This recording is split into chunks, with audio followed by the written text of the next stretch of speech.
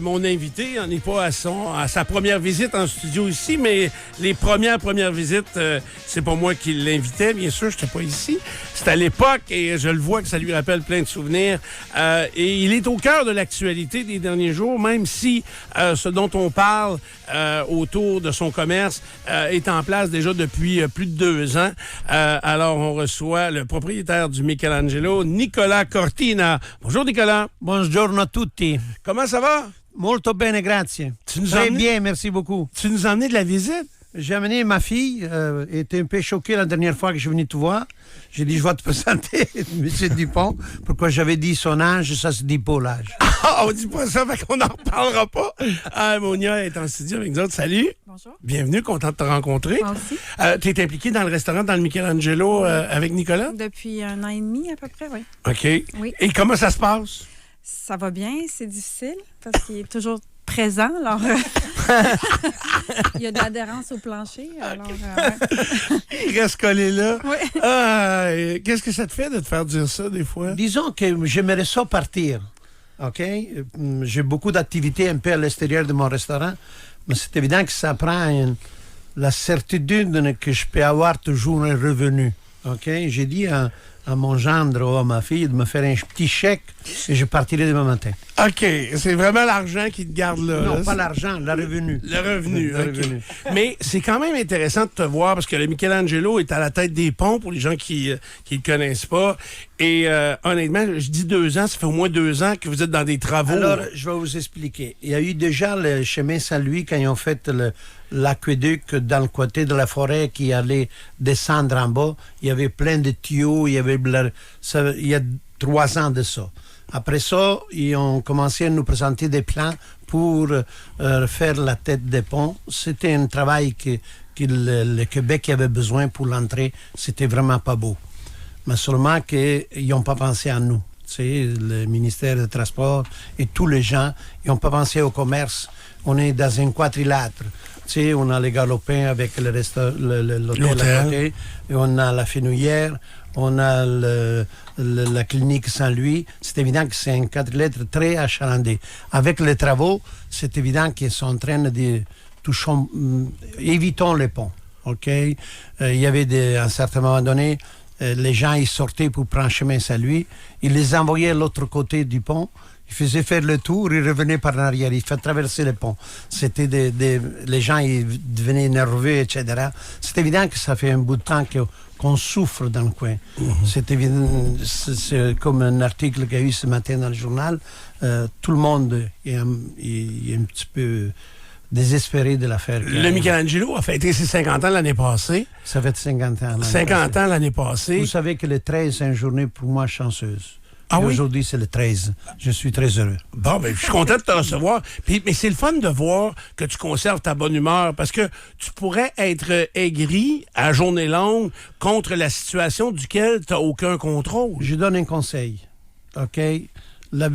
Arrivé à un certain âge, il faut que tout ne passe sous le dos sans s'arrêter. Pourquoi? Les maladies, ça se développe en avant de contre-choses. Tu sais, si je commence à stresser le matin en me levant, que mon restaurant est vide à midi, je file mal. Les choses, ils veulent qu'elles soient comme ça pour le moment. Et on essaie de penser à les choses plus positives pour passer à travers. Et quand tu es positif, tu n'as pas le temps d'être malade. OK. Monia, c'est vous qui allez comme prendre la suite de tout ça? C'est ce qu'on peut imaginer? Mais on voit ça comment, l'avenir? Est-ce qu'on se dit que quand on va sortir de ces travaux-là, on va pouvoir reprendre une vie normale? On l'espère. C'est sûr que c'est pas évident ce qu'on vit, mais on travaille beaucoup avec le chef, avec Maxime qui est notre pilier dans le restaurant, pour faire des concepts. T'sais, quand les clients y appellent, ben, c'est sûr qu'on fait du sur-mesure. On a une belle grande salle de réception, on a des salons privés, fait que ça, c'est très populaire. Il n'y en a pas beaucoup à Québec, des salons comme on a. Donc, c'est sûr, hier, il était tout plein. Donc, okay. C'est sûr, on fait ce qu'on peut. Quand les gens appellent, ben, on prend tout de suite l'appel, puis on fait une belle soumission. On donne puis- le chemin Et aussi. c'est ça. Oui, mais c'est ça. C'est Nicolas, comme, il appelle pour ça. je l'ai vécu avec toi, Nicolas. On a dîné ensemble un midi, puis t'as un de tes chums qui a appelé et dit là, sacrément, fait 3 fois, je revire de bord. c'est ça. Le gars ne trouvait pas de façon d'accéder au restaurant, tellement les détours étaient contradictoires les uns des autres. Il dit cancelle ça, on va aller dîner ailleurs. C'est grave en tabac. Hier, quand je suis arrivé avec mon épouse, on est allé. J'arrive dans mon entrée du restaurant, la ville avait mis. Il l'avait bloqué. Il m'avait bloqué l'entrée. Je dis, pourquoi il bloque mon entrée? Il faut bloquer le chemin Saint-Louis. J'ai descendu de mon truck, de ma voiture, et j'ai pris toutes ces harnais-là, je les ai mis sur le chemin Saint-Louis pour faire rentrer mon monde. Pourquoi de l'autre côté, sous les choses, il y avait des camions et des pelles. Alors, ils Parce qu'il bloquaient y en a l'entrée fait d'en ça. arrière. L'entrée d'en arrière, elle était fermée bloquée. par les travaux. Non, de celle la tête d'en des avant. ponts. Ouais, Non, non, mais l'entrée d'en arrière du resto est bloquée par les travaux de l'accès Oui. des ponts Puis et celle d'en avant était fermée Exactement. Par c'est ça. des choses de barrière. parce qu'il s'est passé récemment le Pour glissement de terrain. Ouais. c'est le match de terrain. C'est évident. C'est n'importe quoi, n'importe comment. Et puis on vit avec ça. Tu sais, c'est difficile. C'est difficile. Moi, je ne veux pas faire une maladie. Et là, tu vas... Je sais que la dernière fois aussi que je suis allé au resto, tu étais parti en Italie parce que ça, là, t'aimes ça. Là, tu t'es installé là-bas puis t'aimes ça aller faire un tour là-bas. Je suis revenu à les origines. Moi, je suis né en Italie. J'ai vécu jusqu'à l'âge de 20 ans et 7 mois. Cette propriété que j'ai en Italie, c'était la maison où je suis né. Alors, j'ai eu un héritage de cette maison et je ne savais pas quoi faire. Puis un jour, j'ai décidé que j'allais garder le mur extérieur puis construire une maison que Monia il s'en occupait de faire quelque chose de plus ultra. OK? Et puis, je suis très heureux à l'intérieur de cette maison. Et j'ai planté, avant de construire la maison, un vignoble qui a donné les premiers résultats cette année. OK? 3 ans plus tard, il a eu une production de 15 tonnes de raisins, soit blancs, soit rouges. Magnifique. Le gars que j'ai vendu le raisin, il m'a dit, j'ai jamais eu de bons raisins dans le coin. OK? Parce que j'ai un ami à moi qui m'a planté ça avec une expérience énorme. OK? Et puis, je suis bien. Est-ce que tu regrettes de ne pas avoir fait ça avant?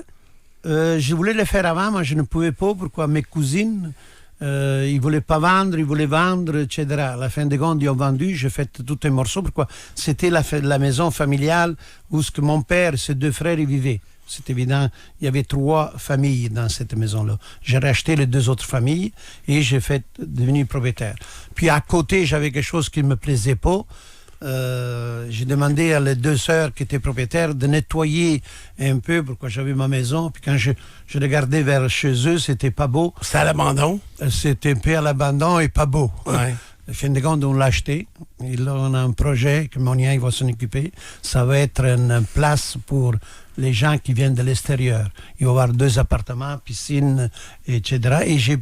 Et quand vous êtes sur le balcon, sur la terrasse de la maison, vous voyez d'un côté le vignoble et d'un côté les olivetti. J'avais des plantes, j'ai eu 5-6 plantes qui étaient sur le terrain, puis j'en ai planté 80 pendant la période que j'étais là. Je suis agriculteur, tu sais, je travaille. OK. Et puis c'est pour moi une satisfaction comme cueillir les olives ou cueillir les raisins. Ça me donne la vie pour vivre plus longtemps. Je comprends. Et là, les olives, en plus, tu les cueilles toi-même. Tu m'as amené de l'huile d'olive. Tu fais ça toi-même? Non, je l'ai cueilli le lundi matin. Avec mes amis, on fait tomber les olives dans une toile par terre. On le met dans un sac et puis on l'amène au frantoio, ils font l'huile d'olive. Lundi matin, j'ai cueilli ça. Et lundi soir, j'ai eu ça. Et j'ai eu 3 plantes, ils m'ont donné 13 litres d'huile d'olive. 10, je l'ai amené au Québec et 3, je l'ai laissé à la maison en Italie. Puis je donne ça à quelques amis, je donne à mes enfants et à quelques amis précieux. Alors ce matin, en venant ici, j'ai dit, il faut que tu goûtes pour savoir qu'est-ce que c'est la vraie huile d'olive. Il y a une vraie différence? Je vais le voir. Okay. Quand tu ferais tes toasts demain matin, oui. Et tu mets une goutte d'huile d'olive comme ça, tu ne chercheras pas d'autre huile d'olive. Ah ouais? Ça va être celle-là. Puis là, après, tu vas avoir créé une dépendance, c'est ça? J'espère pour l'année prochaine, j'ai une quantité un peu supérieure. Dans quel coin de l'Italie? Je suis entre Rome et Naples. Je suis dans en campagne, dans un petit village. à 100 km de Rome et à 120 km de Naples. C'est évident que c'est un coin magnifique. Je suis dans un promontoire, OK? Quand on se lève le matin, et je regarde de ma vallée les petits villages loin, les montagnes. L'hiver, il y a de la neige sur les montagnes. Et puis, ma propriété qui est en descendant. Je prends mon cappuccino, puis c'est paisible. Je gagne la vie. Comment est l'attitude des Italiens qui sont là-bas? Tu sais, ici, là, dans le journal de matin, tu es cité parce que tu dis, écoute, on a perdu 1 million de revenus en une année, puis mes taxes municipales n'ont pas changé d'une scène. Tu sais, on voit bien qu'il y a un recul important. Là-bas, l'attitude est comment des Italiens? Les Italiens, ils se plaignent, mais ils sont bien. OK? Je peux vous dire que les vendredis, samedis et dimanches, si tu veux avoir une place dans un restaurant, il faut que tu aies des connaissances. Okay. Et puis, ils se plaignent qu'ils n'ont pas d'argent. Okay. Ils ont de belles voitures, ils ont de grosses maisons, puis ils sont au bar suivant. OK? Je comprends rien, OK? Dans leur manière... Tu trouves pas qu'on est comme ça ici aussi, qu'on se plaint de tout, puis qu'on est gâté aussi? Ben, disons qu'on travaille un peu plus, c'est évident. C'est évident que c'est la faute à nous autres. OK, comme je disais, pourquoi moi j'ai une famille en Italie, j'ai ma sœur 87, mon frère 83, mon autre 81. Moi, je suis le bébé de la famille. OK? Mais les enfants de ma sœur, ils sont gâtés, ils ont la pension. Quand la pension arrive, 200 € à une, 200 € à l'autre, tu sais, ils distribuent leur argent à leurs enfants qui ont 60 ans. Mais non, c'est pas normal. Okay, donc, ils sont très gâtés. Ils sont gâtés encore un petit peu de l'origine, c'est tout. C'est ça que je veux dire. Je comprends. Okay. À travers les 50 ans, tu as installé plein d'affaires au restaurant. Le Michelangelo, on le disait, on en parlait un peu hors des ondes, de façon déraisonnable, a été mentionné trop souvent dans la commission. C'est évident. Quand vous avez un restaurant comme le mien, que c'est un restaurant pour affaires. Pourquoi? Si vous regardez l'emplacement, c'est des alcôves. Vous avez quelque chose à discuter, c'est évident que vous allez... Il y a beaucoup de discrétion dans le restaurant. Là. C'est ça, donc, le personnel a été éduqué de cette façon-là oui, aussi. Là, ça sort jamais, primo. Et deuxième, c'est les alcôves. Oui. Quand vous êtes dans l'alcôve de Michelangelo pour discuter d'affaires, l'autre à côté, il vous attend pas. Pourquoi? Tous les vitres de séparation étaient avec des feuilles de plomb pour empêcher les sons de passer à travers. Alors, c'est évident que ça fait l'endroit pour discussion d'affaires, et c'était les affaires qui m'intéressaient au départ. Il y en a pas mal déjà aussi, mais c'est évident que mais il y a eu une pause à cause du scandale des commandites. Et les gens ont commencé... La Bastarache, il nous a fait mal, la commandite, plus inviter les gens. Pourquoi tu invites? Si tu invites, ça veut dire que tu vas dépenser une fortune ou tu fais la corruption. Inviter à dîner, c'est corruption. Est-ce que c'est une corruption ce matin, vous donnez une bouteille d'huile d'olive? Ben, aux yeux du gouvernement, ça le serait, oui, dans bien des cas. Maintenant, on a tellement peur de tout que si quelqu'un fait de la business avec une autre personne puis il fait un cadeau aussi simple que de l'huile d'olive qu'il a cueilli lui-même, je suis convaincu qu'on réussirait à trouver ça croche quelque part, là. Ouais. Mais je suis pas d'accord avec ça, là. Je te dis pas, Nicolas, que c'est ça. Mais c'est ça maintenant. Mais là, ça se crée plus, ce sentiment. Moi, là, j'ai quand même un certain âge, OK? On est en train de s'éloigner. Tu sais, la collade que je faisais avec mes amis, avec des députés, avec des ministres, etc., on était plus proches. Aujourd'hui, ils ont les distances. OK? Pourquoi ils font ça? Ça nous éloigne de ce que c'est la passion de ce qu'on fait ensemble. Ensemble, on construit. Donc, on recule. Quand tu regardes là, toute l'histoire du restaurant, on recule, on s'éloigne des uns des autres. On s'éloigne, tu sais. On sont toujours... se parle plus maintenant à la table, je vous ai dit la dernière fois, le téléphone cellulaire, c'est impersonnel. C'est plus le même temps que les miennes. Mm-hmm. Est-ce que tu t'adaptes quand même? Non, pas encore. Pas encore, tu as de la difficulté avec ça. Hein? Je dispute encore. Moi, j'ai travaillé là depuis j'ai 12 ans. Là. Donc, j'ai eu mon commerce pendant 20 ans, puis je suis revenue. Mais je me souviens que les gens arrivaient dîner, puis ils restaient pour souper, puis ils reprenaient le taxi, ils s'en allaient, puis je veux dire, ils restaient toute la journée. Les comptes de dépenses étaient différents. Tout était différent. Là, fait que c'est sûr que les gens, leurs habitudes aussi ont changé. Mais... Fait que ça vous oblige à vous adapter, vous oui, aussi. on s'est adapté. Là. Avec ça, C'est pour ça. conserver tout ça, puis que ça finisse par être agréable encore de passer un bon moment au restaurant. Quand on est allé pour la fête d'un ami l'autre semaine, quand il était en Italie, on a eu du fun, on était dans un salon, et puis ça a été ultra plaisant. Puis j'ai été surpris de voir la quantité de gens quand même, malgré tous les défis que ce secteur-là représente. C'est quand même intéressant qu'il y ait une certaine base de la clientèle qui reste fidèle. Bien, je dois remercier tout ce monde-là pour la simple raison que, même avec toutes les difficultés, ils sont en arrière de moi, en arrière de mon commerce. Quand tu nous entends aujourd'hui parler d'immigration, nous, mais je parle, tu sais, les gouvernements, puis tu sais, aux États-Unis, c'est un débat qui est quand même très, très fort. Tu as été un de ces immigrants-là. Est-ce que tu te sentais bien accueilli à l'époque? Moi, je suis arrivé ici le 3 septembre 68. Je n'étais pas immigrante, j'étais une touriste. OK. J'avais mon cousin qui avait déjà un commerce établi sous la rue de la Couronne. Et puis, est-ce que tu parlais français à ce moment-là? J'avais pris des cours en Italie, de français et anglais. OK. Mais c'est évident que entre l'étudier et puis le parler, c'était un jour, je faisais des erreurs terribles. Même aujourd'hui encore. Oh, merci. Quand ça vient de lui, Nicolas, tu peux en prendre dans le Non, c'est pas grave, il a raison. Je ne peux pas dire qu'il n'a pas raison. Je ne pas m'astiner. Mais dans tout ça, quand même, je dois dire que j'étais bien. Je devais retourner en Italie et je préférais rester à Québec. Ensuite, j'étais allé travailler à New York, dans les vidanges. Je conduisais un camion de vidange. Je n'ai pas aimé New York. Je suis revenu à Québec. Je me suis marié à Toronto. OK. Et je devais déménager à Toronto. Et j'ai revenu à Québec. J'ai choisi Québec. Québec, c'est encore aujourd'hui la plus belle ville de tout le Canada. Cachez pas ça, là. Qu'est-ce qu'on a à Québec? On ne s'en aperçoit pas pour qu'on vive dedans. C'est ça. Celui-là qui voyage, qui revient à Québec, dit, maudit que j'aime ma belle ville. C'est ça, il est capable d'admirer ça. Est-ce que tous ces déménagements-là, au début, dans ton jeune âge, c'était compliqué au niveau du statut? Là? Avais-tu un statut d'immigrant? C'était plus facile un petit peu. OK. Aujourd'hui, pourquoi l'immigration est devenue plus forte? Tu sais, le problème de l'immigration n'est seulement pour le Québec, n'est seulement pour les États-Unis. En Italie, ils n'ont pas le contrôle sur l'immigration. On laisse rentrer n'importe qui, n'importe comment. Il y a un problème d'immigration là aussi. Les gros problèmes, les gros chicanes de problèmes avec Meloni, notre présidente, qui essaie de mettre un peu de l'ordre. On veut accepter, on a besoin en Italie de 500 000 immigrants. Mais ils veulent contrôler quand ils arrivent.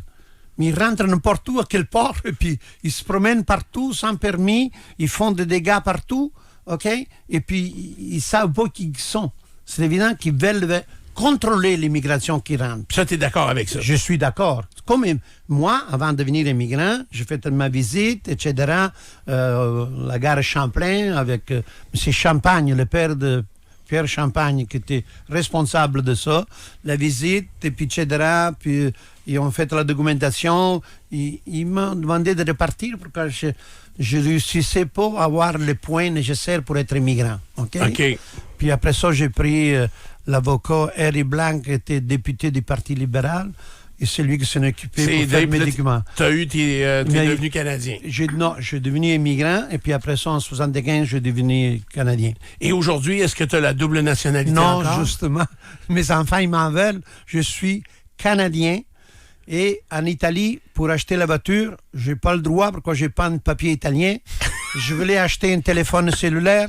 Je n'ai pas été capable de l'acheter. C'est tout un nom de ma nièce. Ah ouais, Colin. Mais t'es né là-bas. Je suis né basé là-dessus, t'es pas capable. On va faire la demande. Je vais faire la demande. Pour recommencer. Pour être citoyen, soit moi, soit ma femme aussi, qui est ma femme italienne.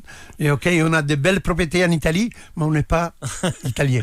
Monia, toi, est-ce que quand ça se sera réglé, tu vas pouvoir aussi avoir accès à un statut italien quel qu'il soit? Je crois que oui. Avec ma sœur, on va engager quelqu'un pour pouvoir faire nos papiers et aussi nos enfants qui aimeraient avoir le passeport italien. Parce que ma sœur, elle a marié un immigrant. OK. Puis lui, il vient de Dublin. OK. Et c'est ça, c'est un comptable, tout ça. Fait que, nous, on est un peu là-dedans. On a aussi engagé des immigrants dans notre restaurant. Oui. Il y en a actuellement qui travaillent pour vous? Oui, et on a un Italien, justement, qui est venu. Je pensais que c'était un frère perdu quelque part, mais finalement, non. Parce que mon père, il dit, il y a un Italien qui s'en vient du village, mais il parle même pas français. Finalement, c'est un des meilleurs employés qu'on a ici au restaurant. Il est toujours disponible, il travaille pour 6. Fait que c'est sûr que dernièrement, on a essayé d'engager des Québécois. Ils se présentent pas aux entrevues. C'est plus... Ah, oui, ils viennent même pas à l'entrevue, Non. là. Encore? C'est encore comme ça. Hein? Oui, ils viennent Oui. à l'entrevue, ils te disent oui, puis ils t'appellent la nuit, ils te disent demain, je rentre pas. Ouais. C'est Donc- choquant. Ça m'est arrivé cette Fait que, tu sais, semaine. l'immigration, nous, tu sais, je viens d'une famille d'immigrants, puis mon père, je l'ai toujours vu travailler.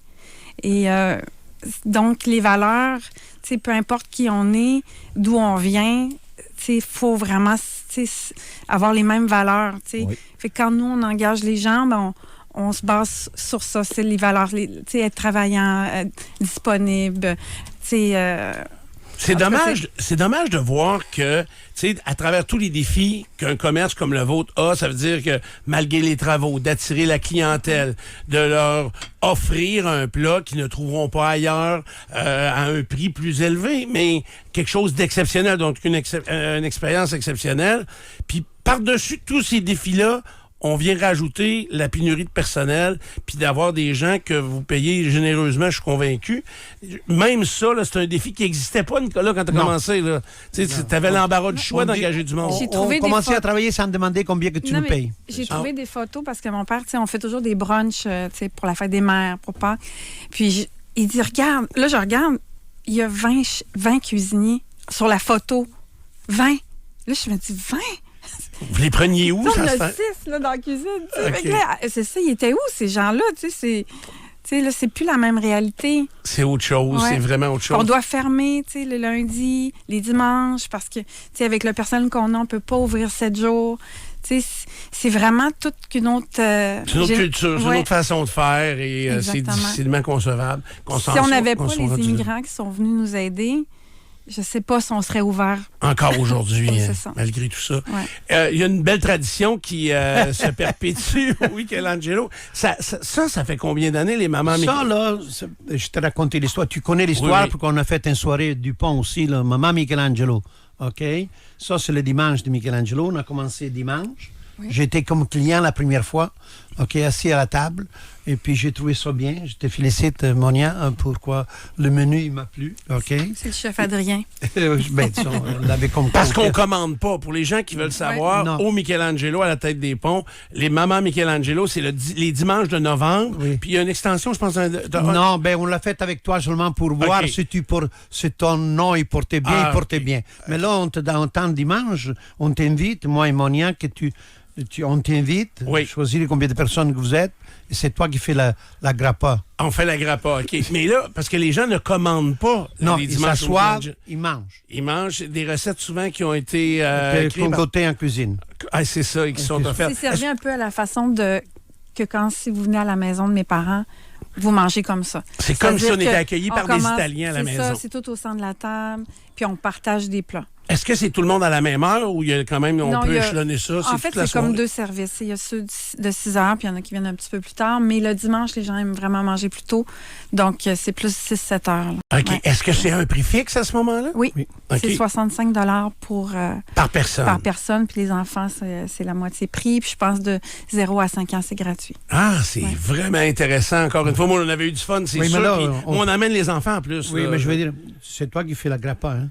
Qu'est-ce qu'il faut que je fasse à faire la Ben grappa? là, quand ils sont arrivés au milieu des repas, les gens ils se lèvent de la table, ils viennent au bar, ils ont un verre de grappa chacune, et tu fais un cérémonial à l'italienne. Et On tu va prends dire un les coup. mots à dire. Là, parce OK, que- il va falloir que vous me l'enseigner. Et après ça, si le gars il en veut un autre deuxième, tu verses un deuxième. C'est gratuit. La grappa, c'est la dépense du restaurant. Tu peux en servir plusieurs. Il y a une belle réserve de bouteilles. Et ça, c'est pour faire un bel espace entre la C'est suite ça, du repas. pour manger. Après les pâtes, c'est la grappa. Après ça, il y a le poisson. Hier, il y avait le poisson, le poulet et le polpetté. Oui. Il y avait Il y a 300 avec des les légumes. légumes, etc. Ouais. Très cool. Fait que faut réserver, j'imagine. Oui, si oui, on y faut va. réserver. Faut Fait que j'emmène vraiment. les enfants, je veux leur faire découvrir ça. Parfait. Parce qu'on est dans la gastronomie italienne de haut niveau là, au Michelangelo. Et c'était la meilleure, je trouve, à l'époque. Puis c'est André qui m'a emmené au Michelangelo. André qui m'a aidé, pourquoi? Ouais. André, on était souvent ensemble. J'arrivais le mois d'octobre, je faisais un bon mois. Le mois de novembre, j'avais la gueule toujours. Hey, souris un peu, mon maudit italien. OK? C'est comme il me parlait, là. J'ai dit, comme je fais rire? J'ai dit, j'ai fait un bon mois au mois d'octobre, je suis en train de le bouffer le mois de novembre. Il dit, juste à t'organiser. Tu es si niaiseux que tu connais rien. Qu'est-ce que tu me donnes? Il dit, donne-moi les chiffres. Et c'est là qu'on a fait le maman Michelangelo. On a fait le test. Parce que lui, avant d'annoncer, il faut que ce soit sûr. Hein, pourquoi vous l'avez connu. Et puis, c'était là que c'est parti. Et moi, négatif est devenu positif. Je trouve ça le fun aussi que ta fille embarque dans l'aventure Michelangelo. T'as Rocco avec ses matos aussi Oui. qui vont très, très, très, très bien. Et lui, C'est une belle réussite aussi, Oui. hein, vraiment. Il t'appelle-tu, lui, encore? non, il vient dimanche. OK. Maman Michelangelo, il a payé le vin. OK. Ah, mais il n'est pas si cheap que ça. Non, pas du tout. Tu sais pourquoi il vient chez nous? Non. Pourquoi il aime boire du vieux vin. OK. Et puis moi, j'en ai. Alors, je dis, Rocco, le vin de tous les jours, peut-être je peux te le payer, mais le vieux vin, il faut.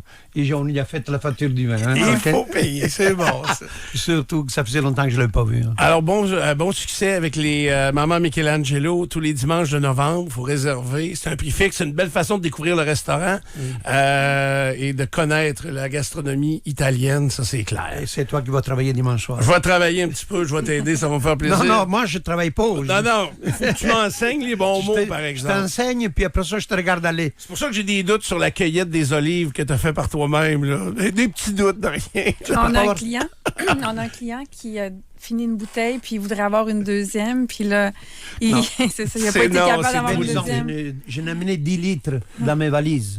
OK. OK? C'était-tu légal, ça? C'est légal. L'huile d'olive, tu peux l'apporter quand tu veux et il n'y a pas de douane OK. sur l'huile d'olive. Seulement que j'en ai fait 13 litres. OK. Alors, 2 pintes de 5 litres, je n'ai pas de valise à porter. J'ai pris une valise, j'ai mis les 10 litres d'huile d'olive. Quand je l'ai mis en bouteille, je l'ai laissé ouvert. Pourquoi? Il venait être fait frais. Je l'ai laissé ouvert. Là, maintenant, ce matin, je l'ai mis dans la bouteille. Parce que l'huile d'olive que tu m'as apportée, elle est opaque. On ne voit pas à travers. Normalement, l'huile d'olive qu'on va acheter pour de la restauration ou même à la maison. Filtré. C'est le filtre qui fait que... Oui, mais ça, c'est naturel. Ça, c'est les olives ramassées le matin, l'amener al frantoio, nettoyer, laver, passer dans ces machines, c'est tout... Extraire l'huile, c'est écrasé. C'est grâce à l'intérieur OK. de toute électronique. Et puis sortent à la fin, OK? Et puis le mettre dans... Tu veux mettre dans la bouteille ou tu le mets dans le tank. Dans des contenants. OK. À moi, ça n'a pas rapporté beaucoup. Pourquoi? Les plantes d'olive que j'ai acheté la propriété un peu tard et n'étaient pas soignées. À la place de faire 13 litres les 100 kilos, je fais 9 litres, point 2 les 100 kilos. C'est évident que l'année prochaine, la production va être meilleure. Bon, ben, j'invite les gens à aller faire un tour au Michelangelo. Ça va t'aider à payer tes taxes municipales. Je sais plus. 30 de bonne humeur. Ça va Non, aider. je les ai payés jusque... C'est le mois de mars qui commence la première tranche. Ah ouais? Oui. Puis là, tu vas t'obstiner ou... Non, je ne m'ostine pas. Je vais payer, puis je vais demander... avec l'avocat, il est en train de regarder quelque chose pour le faire sensibiliser le système. Tu sais que c'est 35 000 pièces chaque fois. Là. 4 fois 35 000, ça fait combien? Ça fait un beau montant de taxes municipales. Merci de faire de cette ville si belle. OK. Nicolas Cortina, Monia Cortina, merci d'être venu nous voir. Grazie à tutti. Puis bon succès à vous autres encore. Là, je sais pas le succès, ça fait 50 ans. Je pense que ça a été démontré. Nous, on s'arrête quelques instants. Vous êtes dans Dupont le matin.